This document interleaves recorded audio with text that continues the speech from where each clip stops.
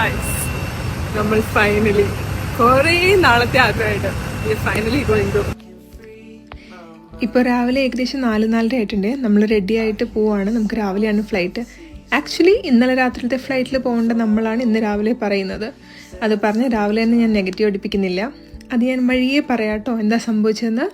അങ്ങനെ നമ്മൾ വന്നു. ഓൾറെഡി വെബ് ചെക്കിനൊക്കെ ചെയ്തുകൊണ്ട് എല്ലാം ഭയങ്കര സീംലെസ് ആൻഡ് സ്മൂത്തായിരുന്നു. നമ്മൾ ലഗേജൊക്കെ ഡ്രോപ്പ് ചെയ്തു, അകത്ത് വന്നു. അപ്പോഴേക്കും നന്നായിട്ട് വിശക്കുന്നുണ്ടായിരുന്നു. ഇന്നലെ രാത്രി കുറച്ച് അധികം സ്ട്രെസ്ഫുൾ ആയിട്ടാണ് നമ്മൾ ഉറങ്ങിയത്. ആക്ച്വലി ഉറങ്ങിയിട്ടില്ല എന്ന് വേണമെങ്കിൽ പറയാം. Finally going to Paris. And yes, finally we are going to Paris.